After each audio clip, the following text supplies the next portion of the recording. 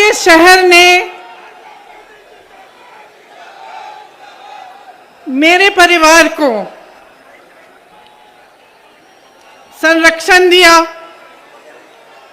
उनको खड़ा किया। बंटवारे के बाद मेरे ससुर जी के पिता अपने परिवार को लेकर मुरादाबाद आए। यहीं से उन्होंने अपना कारोबार शुरू किया। यहाँ के हुनर, यहाँ के लोगों की मदद से, उनकी अपनी मेहनत से उन्होंने अपना जीवन बनाया, अपने बच्चों का भविष्य बनाया। आज मुझे यहाँ आकर बहुत गर्व हो रहा है और मैं आप सबको भी यहाँ इस सभा में आप सब की भी स्वागत करना चाहती हूँ। मुरादाबाद देश विदेश में पीतल नगरी के नाम जाना जाता है। मुझे याद है शादी के वक्त एक खुशहाल शहर था, समृद्ध था, तेजी से आगे बढ़ रहा था। यहाँ उस समय हवाई अड्डे बनने की भी बात होती थी और शहर को विकसित करने की बहुत बातें होती थी। उस समय ये सब हो क्यों पाया? क्योंकि आपके हुनर के साथ साथ, व्यापारियों के मेहनत के साथ साथ, मजदूरों के मेहनत के साथ साथ आपको के पास एक ऐसी सरकार थी जिसने आपका समर्थन किया, जिसने आपको आगे बढ़ने के लिए, आपको विकसित बनाने के लिए मदद किया। मुझे याद है उस समय एक्सपोर्ट प्रमोशन काउंसिल हैंडीक्राफ्ट के लिए बनी। एक्सपोर्टरों को ड्रॉबैक मिलते थे, ब्याज की सब्सिडी मिलती थी। राजीव गांधी जी, मेरे पिताजी ने कारोबारियों के लोन भी माफ़ किए, टैक्स में भी मदद होती थी। उस तरह से यहाँ का कारोबार बहुत बड़ा, आपका ये शहर फूला फला आगे बढ़ा। आज स्थिति क्या है? आज हालात क्या है? जहाँ 8,000 करोड़ रुपए का कारोबार होता था, निर्यात होता था यहाँ से, आज 2,000 करोड़ घट गया है। सिर्फ पिछले 5-6 सालों में 3 लाख कारीगरों की रोजी रोटी खत्म हो चुकी है। भाजपा की नीतियों ने कारोबार, आपके भविष्य को बर्बाद किया है। सबसे पहले तो नोटबंदी लागू की, इससे आपको बहुत संकट हुआ। आपको बताया गया कि देश के लिए ये काम हो रहा है कि काला धन वापस आएगा। कोई काला धन वापस नहीं आया। आप सबको अच्छी तरह मालूम है कि क्या हुआ। उसी तरह से जीएसटी लागू की गई, जिससे आपकी कमर तोड़ी गई। निर्यातकों का ड्रॉबैक खत्म किया गया, ब्याज पर सब्सिडी नहीं मिलती। कारीगरों को दिहाड़ी की दिहाड़ी आधी हुई, कारोबारों में मंदी हुई, बिजली महंगी हुई, डीजल महंगा हुआ, कच्चा माल महंगा हुआ। उधर चीन तेजी से आगे बढ़ रहा था। जिस तरह से उन्होंने एक एक हुनर को लेके पूरे शहर में इंफ्रास्ट्रक्चर बनाया, उस तरह से हमें यहाँ भी बनाना चाहिए था। यहाँ पे सारी उपलब्धें और सारी सुविधाएं उपलब्ध होनी चाहिए थी। यहाँ का इंफ्रास्ट्रक्चर मजबूत करना चाहिए था। यहाँ पे पूरी तरह से मदद करनी चाहिए थी ताकि आपका शहर भी विकसित हो पाए। ये सब नहीं हुआ। आपने पीतल नगरी बनाई, उद्योग नगरी बनाई, अपने हाथों से, अपने खून, अपने पसीने से बनाई। ये सरकार सिर्फ अंधेर नगरी बनाती है और अंधेर नगरी का चौपट राजा है। व्यापार आज पूरे प्रदेश में चौपट है, युवाओं का भविष्य चौपट है, खेती किसानी चौपट है, महंगाई से घर का बजट चौपट है। आपने देखा होगा 27 नवंबर को यूपी टेट की परीक्षा हुई। 22 लाख युवाओं ने मेहनत की, 2 सालों के लिए काम किया। क्या हुआ? पेपर आउट हो गया, परीक्षा रद्द की गई, भर्ती फिर से लटक गई। फिर से क्यों कह रही हूं? क्योंकि इस तरह से तमाम भर्तियां हैं। मैं ऐसे ऐसे लोगों से बात कर चुकी हूं, ऐसे युवाओं से बात कर चुकी हूं जो 6 सालों से नियुक्तियों का इंतजार कर रहे हैं, जिन्होंने 4-5 परीक्षाएं दे दी हैं, लेकिन आज तक उनको रोजगार नहीं मिला। यहां पेपर आउट हुआ, नई बात नहीं थी। 12 परीक्षाओं में इस तरह से हुआ है। 10 लाख से अधिक सरकारी पद खाली पड़े हैं, लेकिन युवाओं को रोजगार नहीं मिल रहा। योगी आदित्यनाथ जी बयान देते हैं कि उत्तर प्रदेश में नौकरियां बहुत हैं, नौकरी योग्य युवा कम है। अब आप बताइए, जहां जहां मैं जाती हूं मुझे ऐसे युवा मिलते हैं जिन्होंने बीए पास की है, किसी ने आईटीआई पास किया है, किसी को एमए भी हुआ है, और मुश्किल से संघर्ष करके मैं एक वाल्मीकि कॉलोनी में गई लखनऊ में, वहां मैं एक महिला से मिली। उसने मुझे कहा कि मैं संघर्ष करके घरों में काम कर करके 4-5 हजार रुपए का वेतन लेके मैंने अपनी बेटी को पढ़ाया।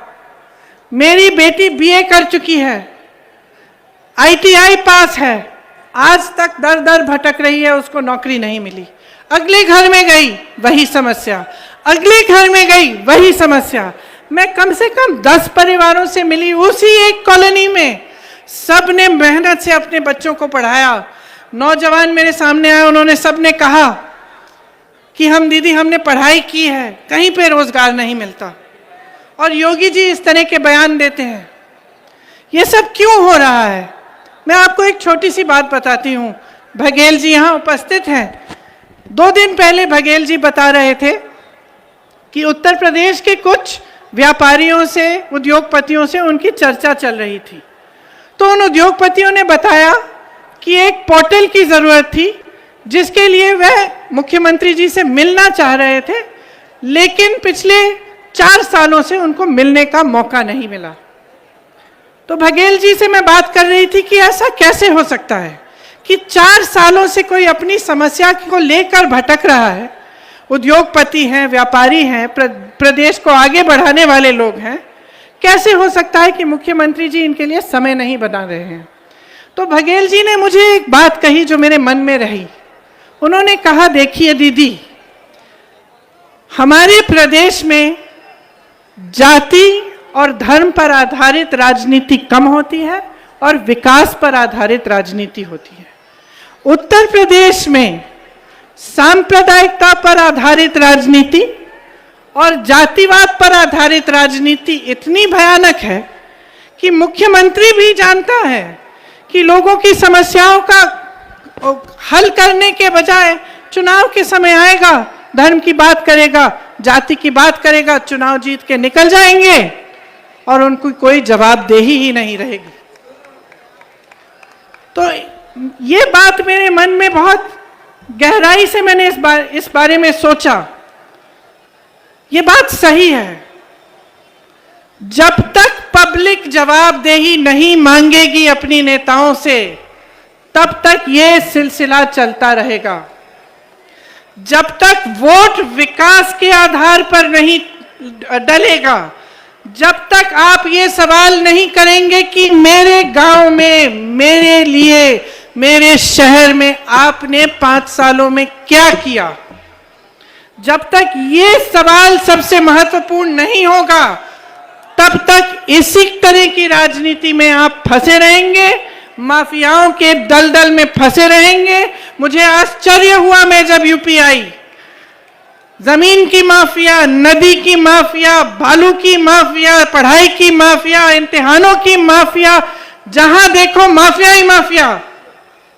मुझे तो आश्चर्य है कि सांस पे कोई माफिया नहीं है कि आप सांस ले रहे हैं और आपसे हफ्ता लिया जाए। ये हालात है आपके प्रदेश के।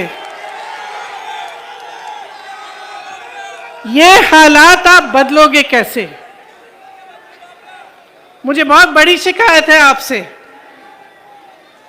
जब तक आप इस तरह की राजनीति के घेरे में फंसे रहेंगे, तब तक कोई बदलाव नहीं आने वाला है। नेता के बाद नेता यहां मंच पर खड़े होकर फिजूल की बातें करेगा, आपको तरह तरह के वचन देगा, लेकिन उसको दिल में मालूम होगा कि उसकी कोई जवाबदेही नहीं है। इसीलिए सबसे बड़ी जिम्मेदारी आपकी है। आप नेताओं को जिम्मेदार बनाओ, सिखाओ उनको कि ऐसा नहीं चलेगा। मंच पर आकर खोखले वचन बनाएं, 5 सालों के लिए आप कुछ नहीं करें, ये नहीं चलेगा। इसीलिए कांग्रेस पार्टी इस चुनाव को सिर्फ और सिर्फ विकास के आधार पर लड़ना चाहती है। हमने प्रतिज्ञाएं ली हैं। क्या प्रतिज्ञा ली है? कि हम 20 लाख रोजगार दिलवाएंगे, हर जिले में हम उद्योगों के हब लगवाएंगे। ये प्रतिज्ञा इसलिए है क्योंकि खोखला वचन नहीं है। आपको मुख्यमंत्री जी ने कहा कि किस तरह से उन्होंने वचन दिया और 2 घंटे के अंदर अंदर कर्ज माफ किए। उन्होंने आपको बताया कि किस तरह से छत्तीसगढ़ में आज कांग्रेस की सरकार 2500 रुपए क्विंटल धान खरीद रही है।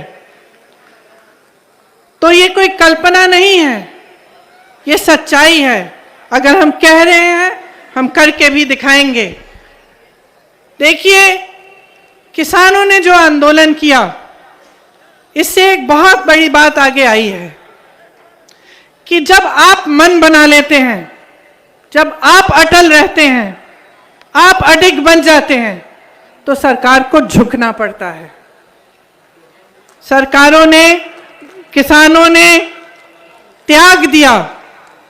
700 से अधिक किसान शहीद हुए। उन 700 शहीदों के लिए प्रधानमंत्री जी 2 मिनट के लिए भी संसद में मौन नहीं रहे। 2 मिनट का मौन नहीं किया, संसद में चर्चा भी नहीं की उन कानूनों पर जिन कानूनों को रद्द करने जा रहे थे। लखीमपुर के खेरी में नरसिंहार हुआ, किसानों को अपनी जीप के पहियों के तले एक मंत्री के बेटे ने कुचल कर मार डाला।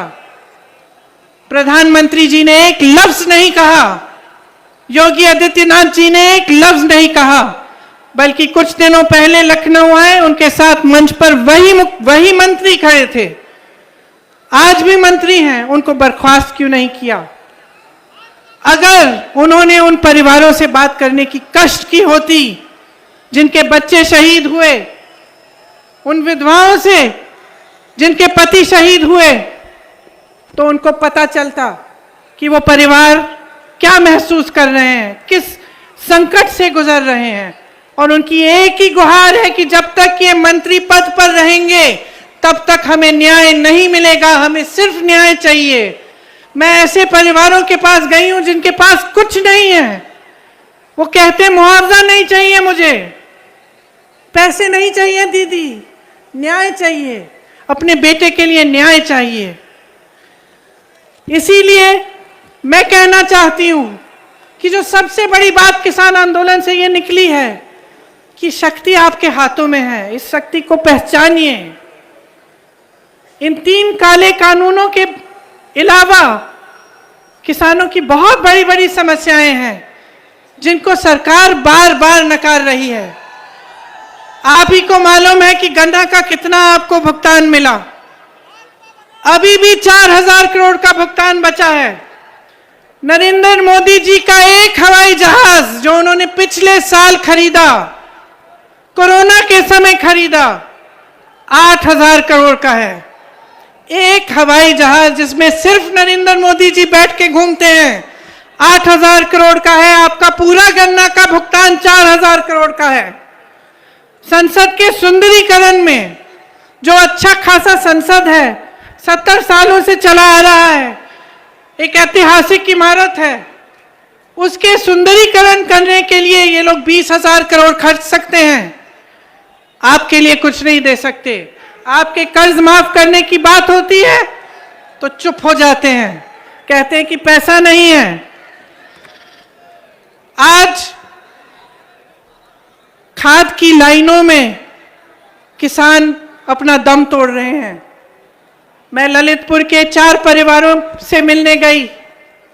2 किसानों ने खाद की लाइन में खड़े होते हुए दम तोड़ा और 2 ऐसे किसान थे जो इतने समय के लिए खाद की लाइन में खड़े रहे और खाद खत्म हो गई, मायूस होकर घर आए, आत्महत्या कर ली। उनकी छोटी छोटी सी बच्चियों ने मेरे से बात की कि दीदी हम क्या करेंगे। डीजल का दाम आसमान छू रहा है। आपको एमएसपी के कम दाम में आपसे धान और गेहूं खरीदा जा रहा है। हमारी ये प्रतिज्ञा है कि छत्तीसगढ़ की तरह यहां पर भी 2500 रुपए में धान खरीदा जाएगा, यहां पर भी गेहूं 400 रुपए क्विंटल में खरीदा जाएगा। माफ करिए, गन्ना 2500 में गेहूं और धान और 400 में गन्ना। किसानों के लिए हमने तय किया है कि आपका पूरा कर्जा हम माफ कराएंगे। देखिए, महंगाई बहुत ज्यादा है। मैं जानती हूं कि आप कितना तड़प रहे हैं महंगाई की वजह से।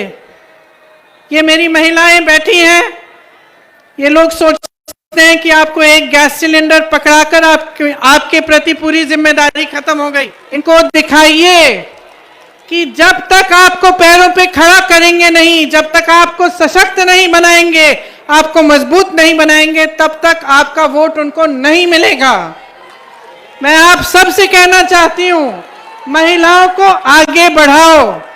ये महंगाई की मार किसानों पर है, गरीबों पर है, दलितों पर है, लेकिन सब वर्गों में इनका बोझ आप उठाती हैं। मैं जानती हूं कि आप कितना संघर्ष कर रही हैं। बिजली कितनी महंगी हो गई है, आटा, मोबाइल का डेटा, जीवन बीमा, सरसों का तेल, पेट्रोल, डीजल, हद से ज्यादा महंगाई है। आपको बड़े बड़े बिल मिलते हैं। मैंने देखी है ये बिल। महिलाएं मुझे कहती हैं कि हमने तो बिजली ऑन ही नहीं की, हमने यहां बिजली आई ही नहीं, फिर भी हमें इतनी बड़ी बिल मिल रही है। आप सब यहां पर, ये एक ऐसा शहर है जहां उद्योग है। आप सब जानते हैं कि बिजली का कमर्शियल रेट कितना है और इसकी वजह से कितना नुकसान हो रहा है। आपको कहा गया था मुरादाबाद को स्मार्ट सिटी बनाया जाएगा, क्या बना? केवल एक ही चीज स्मार्ट है, स्मार्ट मीटर और स्मार्ट लूट। और मैं बहनों को कहना चाहती हूं कि आपको सशक्त करना चाहते हैं हम। मैं आपके साथ खड़ी हूं, मैं आपको आगे बढ़ाना चाहती हूं। 40%, मैं कह रही हूं कि 40% टिकट महिलाओं को मिलने चाहिए। क्यों कह रही हूं? मैं अपनी बहनों के घर जाती हूं, यहां पर बलात्कार होते हैं, महिलाओं का शोषण होता है, महिलाओं को कुचला जा रहा है और कोई कुछ नहीं कह रहा है, कोई आवाज नहीं उठा रहा है, कोई आपको आगे बढ़ाने की बात नहीं कर रहा है। सब विज्ञापनों में है, सब सिर्फ विज्ञापनों में है। असली सवाल यह है कि आपकी भागीदारी राजनीति में क्या है? आपके लिए लड़ने वाली महिला कैसे आगे बढ़ेगी?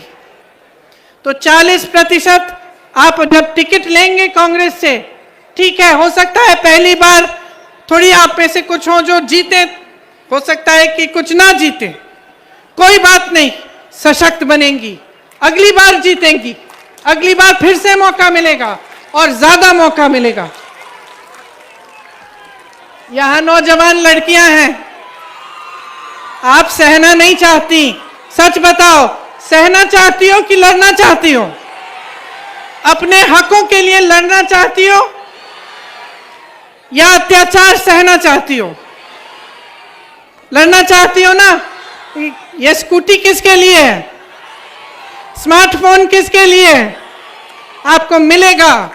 आप महिलाओं को सशक्त बनाओ। ये जितनी भी राजनीति है, ये जितनी भी जातिवाद पर आधारित ये सांप्रदायिक राजनीति सब खत्म हो जाएगी, आप खड़ी हो जाएंगी तो। आपकी शक्ति को कोई पहचान नहीं रहा है। 50% आबादी है, 50% बहुत बड़ा आंकड़ा होता है। सशक्त बनो, अपने हक के लिए खुद लड़ो, कोई नहीं आएगा तुम्हारे लिए लड़ने के लिए, तुम खुद लड़ोगी और मैं तुम्हारे साथ खड़ी हूं। जोर से बोलो, लड़की हूं, लड़की हूं, शाबाश, लड़की हूं, शाबाश। देखिए, किसानों के लिए हमने तय किया है कि हम कर्जा माफ करेंगे और सबके लिए तय किया है कि बिजली बिल हाफ होगी। कोरोना काल का बकाया खास तौर से जो छोटे दुकानदार, छोटे व्यापारियों ने दिया, वो साफ किया जाएगा। कोरोना में आपने बहुत संकट झेला, सरकार आपके प्रति आक्रामक बन गई, आपने ऑक्सीजन मांगा तो सरकार आपके पीछे पड़ गई, आपकी मदद नहीं हुई। आपको ये दौर अच्छी तरह से याद होगा। उद्योग, एक्सपोर्ट, ठेले कुमचे वाले, सबका व्यापार कम हुआ, काफी लोगों का व्यापार बंद भी हुआ। उन्हें हम फिर से मदद करना चाहते हैं कि दोबारा अपने पैरों पे खड़े हों। इसीलिए सबसे गरीब परिवार, जिन्होंने सबसे ज्यादा संकट, जिनको सबसे ज्यादा संकट पहुंचा कोरोना से, उनको हम 25,000 रुपए देना चाहते हैं। देखिए, अगर हमारी सरकार आएगी, अगर हमारी सरकार आएगी तो चाहे कोई भी बीमारी हो, 10 लाख रुपए का इलाज सरकार मुफ्त में कराएगी।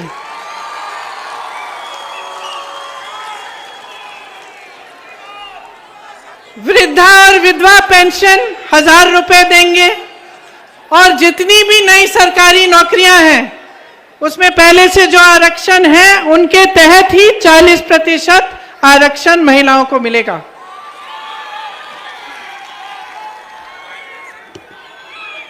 सुनिए, लोकतंत्र में जनता जिंदाबाद है। मैंने आपसे पहले भी कहा, मेरी आप सबसे शिकायत है, अपने नेताओं से आप हिसाब नहीं मांगते। चुनाव आता है तो सफाई कर्मचारियों के साथ नरेंद्र मोदी जी अपनी फोटो खिंचवा लेते हैं। आगरा में अरुण वाल्मीकि के पूरे परिवार को 3-4 दिनों के लिए जेल में रख के, पुलिस स्टेशन में रख के बुरी तरह पीटा जाता है तो कुछ नहीं कहते, आप हिसाब नहीं मांगते। हाथरस में एक दलित लड़की के साथ बलात्कार किया जाता है, पुलिस प्रशासन द्वारा उसकी चिता जलाई जाती है, उसके मां बाप को आने भी नहीं दिया जाता। प्रधानमंत्री जी चुप रहते हैं, मुख्यमंत्री जी चुप रहते हैं, आप हिसाब क्यों नहीं मांगते? किसानों का रोज रोज अपमान किया, तरह तरह की चीजें कही, देशद्रोही, आंदोलन जीवी, भगवान जाने क्या क्या कहा। चुनाव आ रहा है ना, चुनाव आ रहा है ना, अब क्या कह रहे हैं? मुझे माफ करिए। क्यों माफ कर रहे हैं आप? क्यों माफ कर रहे हैं? हिसाब मांगिए। कोरोना काल में लापरवाही हुई, किसने भुगता? किसके परिवार उजड़े?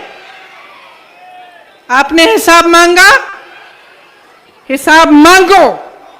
आपको अगर डिलीवरी चाहिए, आगे बढ़ना चाहते हैं आप, राजनीतिक दलों और उनके नेताओं से अपना रिश्ता बदलो, उनकी असलियत पहचानो, उन्हें अपने प्रति जवाबदेह बनाओ, उनसे हिसाब मांगो। मैंने सुना है कई लोग कहते हैं कि भाजपा तो फूट फैलाकर फिर से जीतेगी। क्यों? क्योंकि असलियत यह है कि जिनको आज मुख्य विपक्ष माना जा रहा है, वे विकास का एजेंडा सेट नहीं कर रहे, वे भी इसी तरह की राजनीति करना चाहते हैं। बसपा ने भी जाति और धर्म की ही राजनीति को आगे बढ़ाया है। सपा सरकार में जातिवाद और गुंडाई, और बसपा में आपने लूट देखा है। तो स्वाभाविक है विकास की बात नहीं होगी, आपके मुद्दे उठाए नहीं जाएंगे। आपने समाजवादी का नारा देखा है? नया नारा सुना है? आ रहे हैं अखिलेश।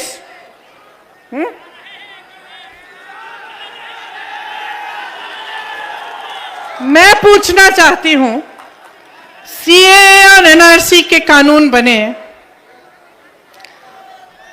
मैंने अपनी आंखों से देखा। मैं बिजनौर गई, बिजनौर में एक 19 साल का लड़का अनस दूध बेचता था, उसकी निर्मम हत्या की गई। दूसरे घर में गई, एक लड़का सुलेमान मस्जिद के बाहर खड़ा था, पुलिस ने गोली मारी, उसकी हत्या कर ली, कोई कार्रवाई नहीं हुई। मैं पूछना चाहती हूं, क्या अखिलेश जी आए? उम्भा में नरसंहार हुआ, 13 आदिवासियों की मौत हुई, उनको पीटा गया लाठियों से, उनको गोली मारी गई। क्या अखिलेश जी आए? उन्नाव और हाथरस में क्या हुआ? मेरी बहनें बैठी हुई हैं। उन्नाव और हाथरस में महिलाओं पर अत्याचार हुआ, उनको जलाया गया। क्या अखिलेश जी आए? किसानों के आंदोलन में लखीमपुर खीरी में नरसंहार हुआ। जैसे मैंने कहा, आप सब ने देखा वो वीडियो, जीप के नीचे किसानों को कुचला कर गया। क्या अखिलेश जी आए? तो अब चुनाव के समय क्यों आ रहे हैं?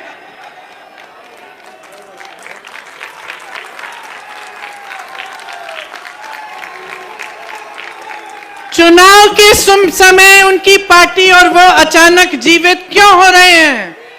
पिछले 5 सालों से कहां थे, जब कांग्रेस सड़कों पर लड़ रही थी, जब कांग्रेस के 18,500 से ज्यादा कार्यकर्ता जेल में बैठे थे, जब हमारे अध्यक्ष 28 दिन के लिए कोरोना के समय जेल में थे, तब समाजवादी के नेता कहां थे? तब समाजवादी के कार्यकर्ता कहां थे? तब अखिलेश जी कहां थे? उस समय अखिलेश जी क्यों नहीं आए? मैं पूछना चाहती हूं, जब दलितों पर अत्याचार हुआ, हाथरस में हुआ, आगरा में हुआ, अभी हाल में फाफामऊ इलाहाबाद में मैं गई थी, दलित परिवार पर अत्याचार हुआ, उनको चारों को, माँ, बाप, बेटा, 10 साल का बेटा जिसको ठीक से सुनाई भी नहीं देता था, और 15 साल की लड़की का बलात्कार करके उन सब की हत्या की गई। मैं पूछना चाहती हूं, बसपा के नेता कहां थे? उन्होंने आवाज क्यों नहीं उठाई? जब वे बयान देते हैं तो ऐसा क्यों लगता है कि भाजपा जैसा ही बयान दे रहे हैं? क्योंकि सब अंत में ये सोचते हैं कि आपकी समस्याएं, आपके दुख, आपका दर्द, आपकी पीड़ा, आपका संघर्ष से उनकी राजनीति से कोई मतलब नहीं है। सब सोचते हैं कि वे सांप्रदायिकता के आधार पर, जाति के आधार पर आपसे वोट मांगने आएंगे। आप देखेंगे कि आपके प्रतिनिधि हैं, आप सोचेंगे आपकी जाति के, आपके धर्म के, आपसे वोट मिल जाएगा और उनको कोई काम करने की जरूरत नहीं है। ये सोच आपको जबरदस्ती बदलवानी है। आपका संघर्ष है जिसने इस देश को बनाया है। किसानों की शहादत ने इस देश को बनाया है। हमें आजादी किसानों ने दिलवाई, आपके पूर्वजों ने दिलवाई। जितने भी बड़े नेता आजादी के समय आंदोलन में थे, सब आप ही में से आए। ये लोकतंत्र है, इसमें आपसे मजबूत कोई नहीं है। और मैं आपसे बताना चाहती हूं कि कोई ऐसा जंग नहीं है जो बगैर लड़े जीता जाता है। तो ये सब जो कह रहे हैं कि जीतने वाले हैं, जब लड़ ही नहीं रहे हैं तो जीतेंगे कैसे? ये सब सिर्फ सोच रहे हैं कि अपना टाइम आएगा, हम राज करेंगे, हम लूटेंगे, 5 साल बाद आकर हम फिजूल के मुद्दे उठाएंगे और हम फिर से राज करेंगे। इस सोच को बदलिए। टाइम आपका है, समझदार आप हो, विवेक आप में है।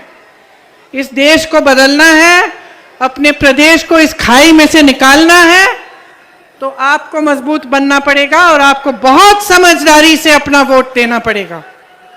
तो आज मैं यहां इसलिए आई हूं कि मैं आपसे कहना चाहती हूं, मैं आपको मौका देना चाहती हूं राजनीति को बदलने का। मैं अपनी बहनों को मौका देना चाहती हूं और आप सबको कि राजनीति को विकास पर आधारित बनाओ, अपने नेताओं को जिम्मेदार बनाओ। ये देश आपका है, किसी की जागीर नहीं है। कोई कितना भी बड़ा नेता हो उसकी जागीर नहीं है। ये देश आपका है। अपने घर को संभालो, अपने परिवार को संभालो, अपने देश को संभालो, उसको सुरक्षित रखो, उसको मजबूत करने के लिए सही निर्णय लो। सही निर्णय यही है कि विकास होना चाहिए, चुनाव के समय विकास की बात होनी चाहिए। मैं आप सबको बहुत धन्यवाद देना चाहती हूँ। बारिश हो रही है और कष्ट नहीं दूंगी। आप सबको बहुत बहुत धन्यवाद देती हूँ कि आपने मेरा इंतजार किया और अगली बार अपने पति को भी यहाँ लेकर आऊंगी, अपने ससुराल, आप सबसे मिलवाऊंगी। आपको बहुत बहुत धन्यवाद।